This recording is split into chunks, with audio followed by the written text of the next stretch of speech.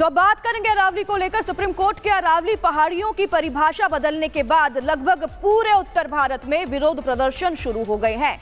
जगह जगह पर हमने देखा लोग गुस्साए हैं और लोग सड़कों पर उतर आए हैं। केंद्र सरकार की सिफारिशों के बाद सुप्रीम कोर्ट ने अरावली की जिस परिभाषा को स्वीकार किया है उसके अनुसार आसपास की जमीन से कम 100 मीटर ऊंचे जमीन के हिस्से को ही अरावली पहाड़ी माना जाएगा।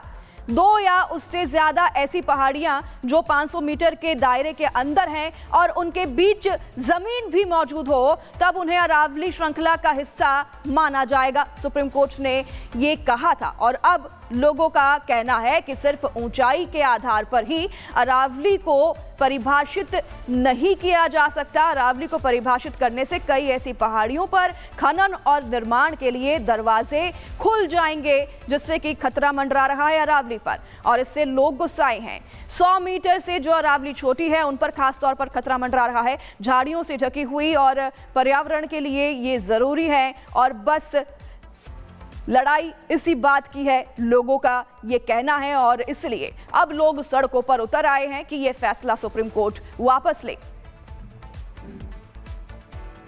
तो ये तस्वीरें भी आप देख रहे हैं उत्तर भारत के खास तौर पर अलग अलग जगहों से ये तस्वीरें सामने आई जहां पर लोगों ने सड़कों पर उतरकर प्रदर्शन किया है।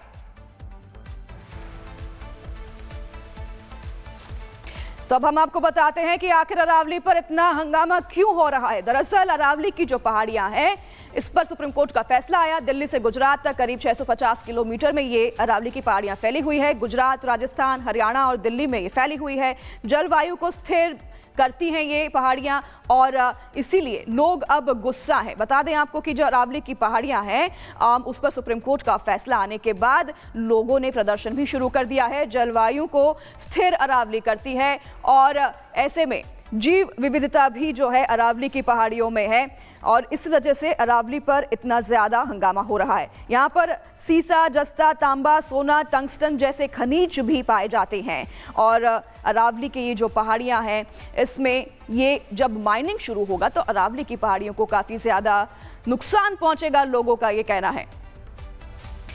तो और अब इस हंगामे की एक जड़ अरावली से होने वाला बिजनेस भी सामने आ गया है। अरावली की पहाड़ियों में हो रही माइनिंग से सरकार को अच्छा बिजनेस भी होता है। देखिए अरावली खनन से क्या बिजनेस है ये आपको समझाते हैं। राजस्थान हर साल 10,000 करोड़ का बिजनेस करता है। हरियाणा 350 करोड़ रुपए से अधिक का बिजनेस अरावली से करता है। तो राजस्थान में अरावली पर्वत श्रृंखला में खनन को मंजूरी मिलने से लोग नाराज हैं और नाराज लोगों ने प्रदर्शन भी शुरू किया है। सागर हमारे सहयोगी हमारे साथ बने हुए हैं जो कि ग्राउंड से अरावली से रिपोर्टिंग कर रहे हैं, जो आपको जानकारी देंगे कि क्या स्थिति बनी हुई है अरावली को लेकर। सागर, ओवर टू यू। देखिए अनाया, बिल्कुल जिन खनिजों की आप बात कर रही हैं उन खनिजों की अगर हम बात करें तो लगभग 81 प्रकार के खनिज इन अरावली की पर्वत श्रृंखला में पाई जाती है। लगभग 692 किलोमीटर का दायरा जो गुजरात के पालमपुर से शुरू होकर दिल्ली एनसीआर को छूता है। हिंदुस्तान की वो प्राकृतिक ढाल जिसके ऊपर इस समय रिपब्लिक भारत खड़ा है। यही नहीं, इस समय 360 डिग्री देखिए व्यू के जरिए हम आपको पूरी अरावली की पर्वत श्रृंखला हम अलवर जहां पर हम खड़े हैं वहां से हम दिखा रहे हैं कि आखिर अरावली पूरे देश के लिए, हिंदुस्तान के लिए इतना महत्वपूर्ण क्यों है। अभी जो फॉर्मूला देखिए निर्धारित किया गया, 100 मीटर की ऊंचाई, 500 मीटर का दायरा, लगभग अगर मैं बात करूं 11,000 पहाड़ियां इन देखिए दायरे में आती हैं। यानी कि राजस्थान से और जब गुजरात से जब इसकी शुरुआत होती है दिल्ली एनसीआर को छूते छूते तो लगभग 12,000 ऐसी पहाड़ियां हैं जो दिल्ली एनसीआर तक पहुंचती हैं। लेकिन केवल 1054 ऐसे पहाड़ हैं जिनकी ऊंचाई 100 मीटर से ऊपर है। जो तस्वीरों में आप देख पा रही हैं ये ऊंचाई बहुत ऊपर है और आगे हनुमान जी का मंदिर है और ये अलवर में सबसे अधिक ऊंचाई पर हम खड़े हैं जहां से अलवर की हम दिखा रहे हैं कि आखिर किस तरह से अरावली पर्वत की श्रृंखला है। अब ऐसे में सवाल ये कि आखिर अरावली को लेकर लोगों में इतना अधिक गुस्सा, आक्रोश क्यों है, जो यहां पर देखिए फैसला निर्धारित किया गया, जो इस समय राजनीति चल रही है, क्योंकि भूमाफियाओं की नजर बनाए रखिए। अपडेट हम आपसे लेते रहेंगे। तो देखिए राजस्थान में अरावली पर्वत श्रृंखला में काफी ज्यादा में माइनिंग होती है। खनन को मंजूरी मिलने से यहां पर लोगों में नाराजगी और नाराज लोगों ने सोमवार को प्रदर्शन भी किया। कोटपुत्र में भारी संख्या में लोग एकजुट हुए और सभी का एक ही बात कहना है कि सरकार की गुंडागर्दी है। लोगों ने यह भी बताया कैसे अरावली पहाड़ी राजस्थान की जीवन शैली है। तो वहीं इस पूरे मामले पर मुख्यमंत्री भजनलाल शर्मा ने भी बयान दिया जो कि सामने आया। उन्होंने क्या कुछ कहा अपने इस बयान में, देखिए इस रिपोर्ट के जरिए।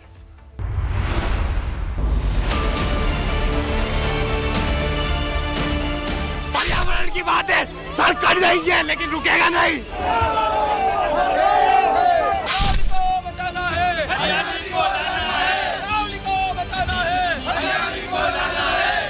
राजस्थान की जीवन रेखा कही जाने वाली अरावली पर्वत श्रृंखला इस समय संकट में दिख रही है। अरावली पर्वतमाला की नई परिभाषा को लेकर सुप्रीम कोर्ट के ताजा फैसले ने लोगों में गुस्सा भड़का दिया है।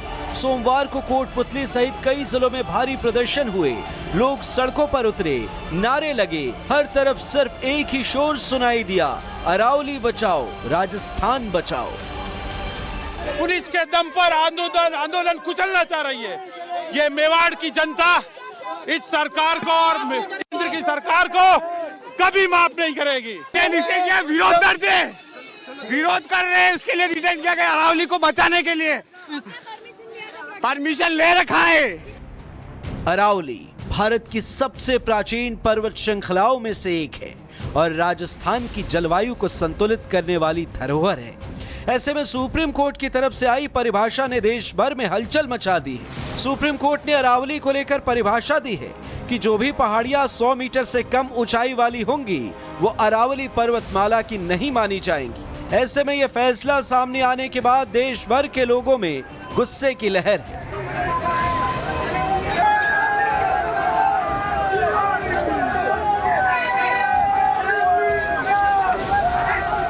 वहीं राजस्थान में बढ़ते विरोध प्रदर्शन के बीच प्रदेश के मुख्यमंत्री भजन लाल शर्मा का बयान सामने आया है।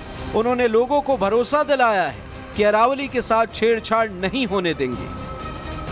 हमारे राजस्थान के भाई बहनों को हम आपसे कहना चाहते हैं, हम किसी भी तरह से अरावली के साथ छेड़छाड़ नहीं होने देंगे, किसी तरह का खनन नहीं होने देंगे, ये हम आपको विश्वास दिलाते हैं। अरावली का भविष्य क्या होगा? प्रदर्शन थमेंगे या और तेज होंगे, ये तो आने वाला वक्त बताएगा।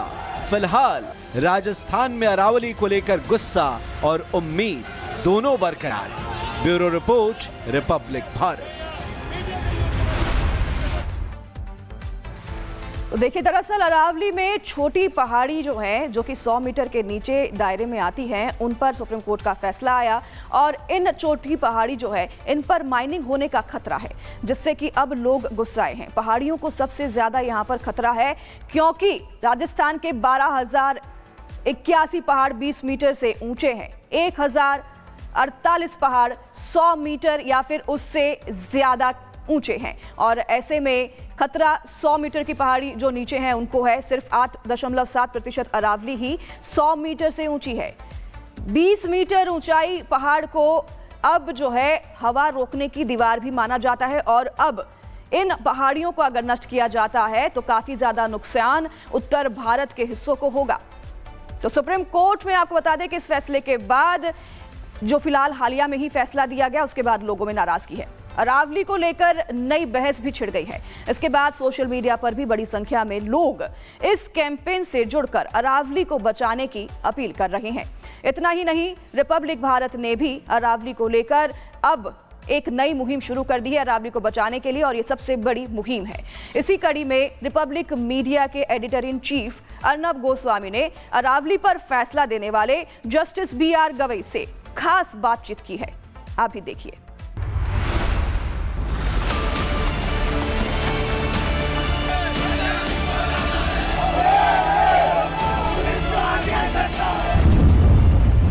अरावली सिर्फ पहाड़ नहीं, उत्तर भारत की जीवन रेखा है। उसे उजाड़ने का फैसला न केवल पर्यावरण को नुकसान पहुंचाएगा बल्कि हम सबके भविष्य को खत्म करेगा। अरावली को बचाने के लिए शहर शहर प्रदर्शन हो रहे हैं। वहीं रिपब्लिक भारत ने भी अरावली को बचाने के लिए सबसे बड़ी मुहिम छेड़ दी है। अरावली को बचाने की मुहिम में जोर शोर से जुटे रिपब्लिक मीडिया के editor in chief Arnab Goswami ने जब अरावली पर फैसला देने वाले जस्टिस BR गवई से सवाल किया तो उन्होंने अरावली पर अपने फैसले को सही बताया। साथ ही उन्होंने कहा कि कोर्ट का दरवाजा हमेशा खुला रहता है।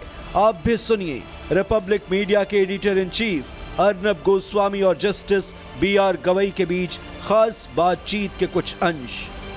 Sir, may I ask you a question, sir? You also said, sir, now that there is considerable public outrage on this matter, and by informed people, not uninformed people, do you believe that if necessary, this matter should be looked at again, reviewed, I have discussed. I have I have always stated that the law has to be static, law has to be developing, law has to be organic.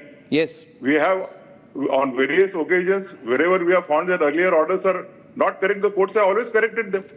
So, If so, therefore, I was not inclined to speak to you because the matter may come in review, and normally the author of the judgment should not speak about the judgment. But since you insisted that this is an important issue pertaining to environment, yes. so if the subsequent benches find that something more to be done, it is always permissible. So- the TN of Godavaranam is So- a continuous mandamus process. So it can come up for review. I mean, you're not, I mean, your view is given, I'm sure you've kept track of the public discussion on this matter, sir, over the last few days. And the amount of attention it has got.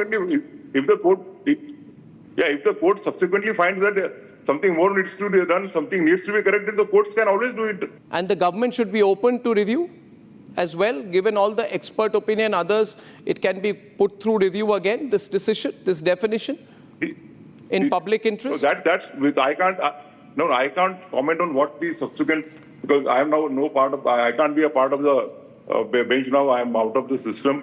Wherever the matter is brought before the bench will always take into consideration all the aspects. तो अरावली बचाने की जंग अब तेज हो चली है और पूरे देश की निगाहें सुप्रीम कोर्ट और सरकार पर टिकी हैं। Bureau report, Republic Bharat.